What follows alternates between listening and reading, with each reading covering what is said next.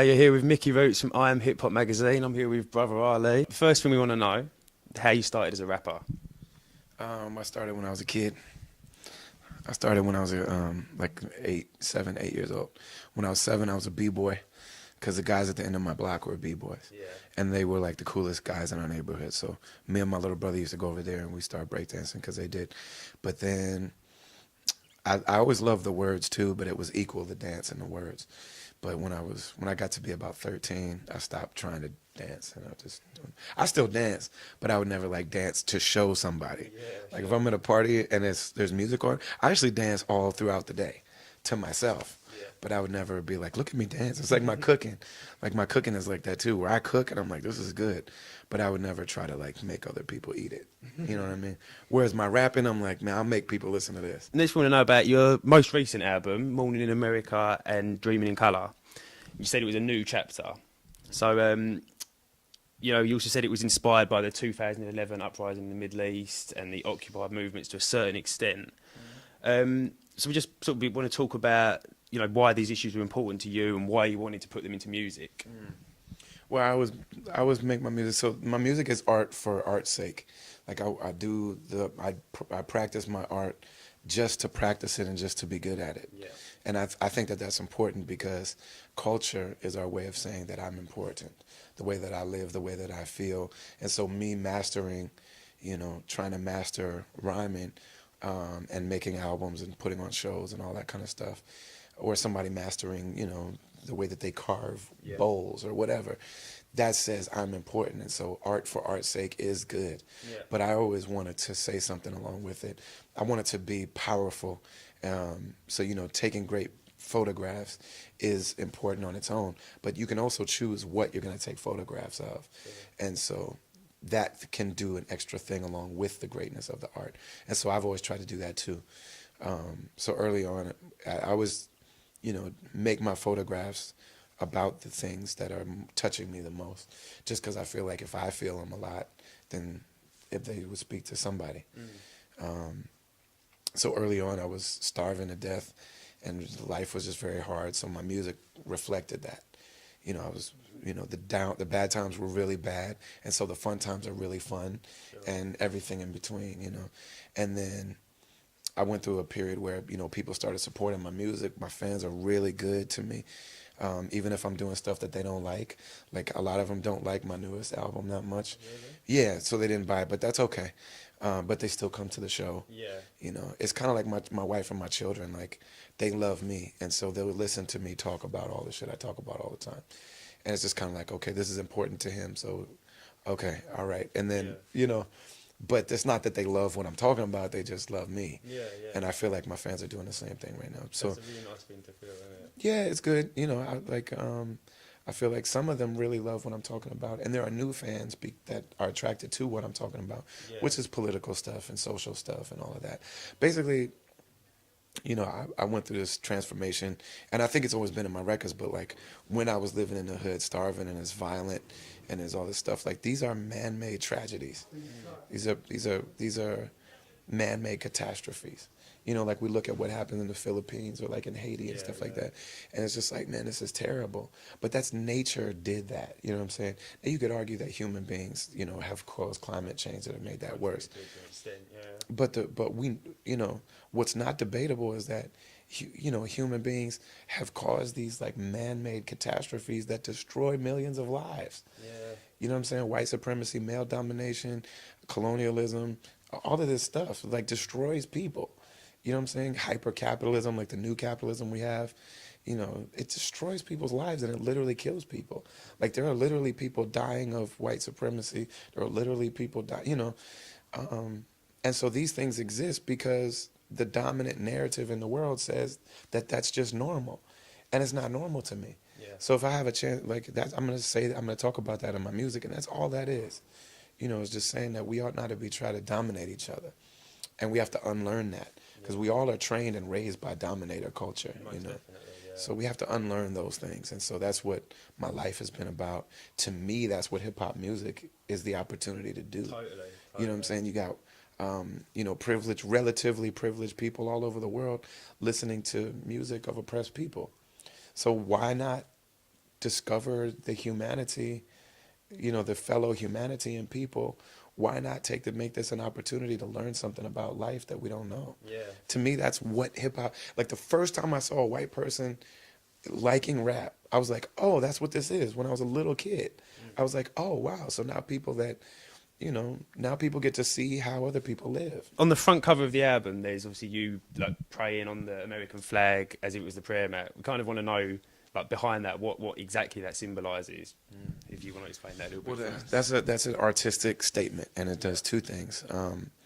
First of all, what it means, the first and most literal meaning is me hopefully, reverently kneeling and praying for America. And so it's a devotional kind of statement. You know what I mean? It's a reverent statement to me. But I knew that there were some people that would take that offensively.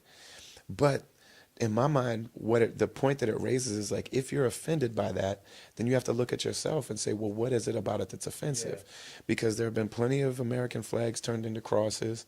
There have been plenty of American flags turned into, bikinis with, you know what I'm saying? Like I say, I just wrote a song the other day, and it's a literal thing that happened. This guy came home from Afghanistan that was fighting in the war, and he wrote me on my Facebook page, and he bought a ticket to my show in Boston to beat me up. He said, I'm going to come to that show. I bought a ticket. I know you always sign stuff. I'm going to knock you out in front of everybody for doing that. You know what I mean? And I wrote him back, and I was like, what if there was a woman in a bikini laying on the flag with her legs open? You know what I mean? Would you still feel that way? Yeah. So the real question is, not that the flag is touching the ground, because yes, that's technically illegal. But the real question is that it's Islam. You know what I mean? So I was born and raised in America. 2 or 3 of my generations in my family, I'm an American and I'm a Muslim. So the offense in people's mind is the idea of America and Islam being seen as together in that sense. Yeah. To so many people, the dominant narrative is that Islam and America are binaries. And it's unfortunate, but that's what dominator thinking does. Yeah. It makes everything an opposite. You're either this or you're that. You know what I mean? And so it causes this schizophrenia in people to say, you're either with us or against us. Yeah. I say, well, I'm with you, but I also have to criticize you. Yeah. So when the Twin Towers were the planes hit the Twin Towers, 3,000 people died. The majority of them were not white Americans. Okay. The majority of them were people that, lived there or worked in those buildings. Yeah. There was a lot of, what I'm saying? Something like 600 Muslims died. You know what I'm saying? In that event.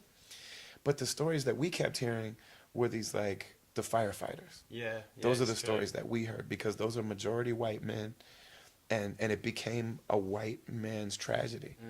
If the reporting had been a little different, to say that, this is Mustafa Abdul Salim, and he died in the Twin Towers. You know what I mean? And this is Aisha Mustafa Kareem Abdul Kareem, and she died in you know what I'm saying? And this is Charles Yang, and he, you know what I'm saying? And this is Jose Gonzalez, and you know what I'm saying? But we just saw these stories of the firefighters. It became all about the firefighters. And so in the mind of the person, this became some Muslim Arab men with beards versus some white American firefighters. Yeah. With all the injustices in the world in general, but especially in America, what motivates you to keep making music, and what do you think hip-hop still has that power to actually make a difference rather than to just say something? I think art and culture definitely has power, and I think people just caring has power. I'm a believer in soul power, and soul power says that the people that have the worldly power, they have the money, they have the guns, they have the media, they have this, they have all these high technology things, but they get all of that and they lose their soul. Mm-hmm. And still the most powerful force on earth, besides God, but in this, is the human soul. Sure. Is powerful. And I have a deep belief in the goodness of people. And I got it from being Muslim. Before I was Muslim, I did not believe in everybody's goodness, because I had experienced way too much lovelessness on the behalf of privileged people. Sure. And I hadn't seen a whole lot of examples, and I wasn't looking for them. but I hadn't seen a whole lot of examples of privileged people living through their humanity rather than their privilege. Yeah.